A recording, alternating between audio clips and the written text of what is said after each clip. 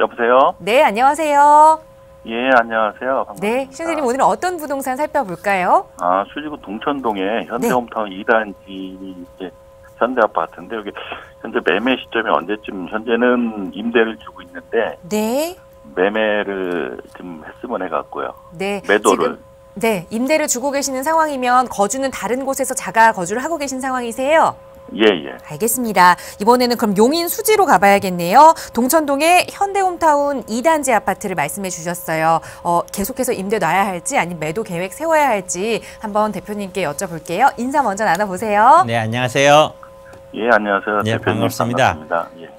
텔레비전 보고 계시나요, 혹시? 예, 예. 네. 여기가 서울이에요. 그리고 예. 여기 지금 말씀하신 데는 수지가 요 밑에고요. 예, 예. 자, 아파트 가격 흐름에 대해서 한번 살펴드릴 거예요.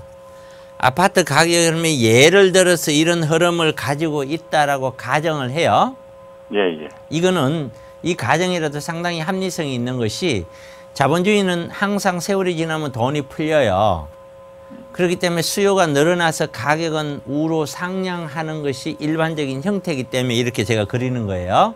네. 자, 그러면은 이랬었을 때, 자, 이렇게 가격이 상승되는 시점에 서울 및 경기도권에 있는 모든 아파트가 한날 한시에 상승되지는 않겠죠. 예, 예. 그럼 분명히 먼저 선도하는 1번 끌고 가는 아파트가 있을 거예요. 그런 강남권에 있는 재건축이나 일반 서울의 역세권이나 아니면 한강 변 쪽에 있는 재개발이나 이런 것들이 아마 선도를 할 거예요. 그렇죠?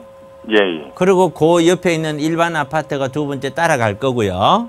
예, 예. 그 세 번째가 경기도에 있는 아파트들이 딸려오겠죠. 예, 예. 서울 쪽에 두고 밀고 가지 않는데 경기도만 반짝하고 올라가기가 상당히 힘이 들죠. 파워 자체가. 왜냐면은 예. 우리의 중심 자체가 서울이고 모든 가격이 이런 주택 가격은 서울을 중심으로 방사형으로 가면서 일반적으로 가격대가 떨어지거든요. 예, 예. 그것은 서울 토지의 어떤 효용도 때문에 그런 현상이 빚어져요.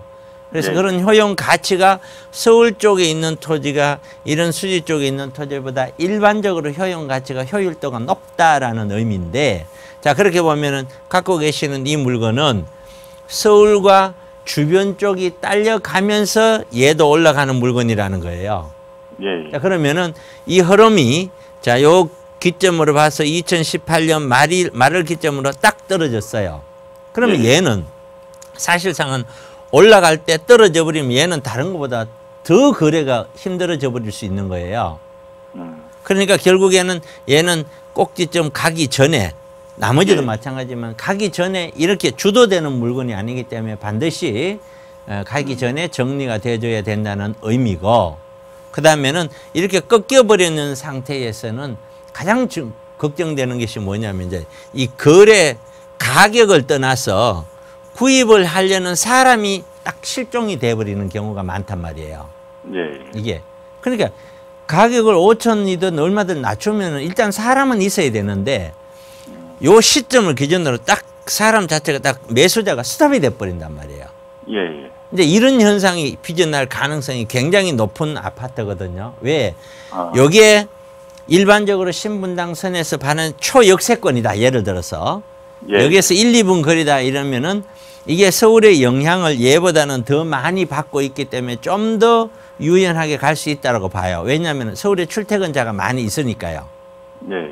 그런데 얘는 바로 초역세권이라고 보기에는 조금 떨어져는 있거든요. 이게 아주 뭐 멀지는 않지만. 예. 그러니까 여기까지 거주하면서 서울로 출퇴근할 사람이 일부러 여기 찾아가지는 않는다는 거죠. 예. 그렇죠. 가격이 올라갈 때는 다 올라가니까 좀 적게 오는 곳이 어딘가 찾아가다 보면 갈 수도 있는데 지금 이 시기에는 안 찾아간다는 거예요. 그러면 결국에는 요 안에 있는 사람들끼리 거래를 해야 된다는 건데 요 안에 있는 사람들이 그 아파트를 다시 살려는 사람이 몇 사람이나 있겠느냐는 거예요. 그래서 상황적으로 제가 봤을 때 우리 그 시청자분이면은 이것 역시 매도 타이밍을 자체를 좀 너무 놓친 게 아니냐. 저는 그렇게 보여진다는 거예요. 평수는 보니까 이게 몇 평이라고요?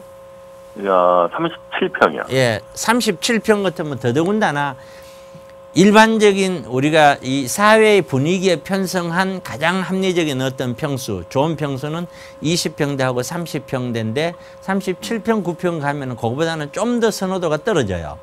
예. 그래서 더군다나 또한 그래요.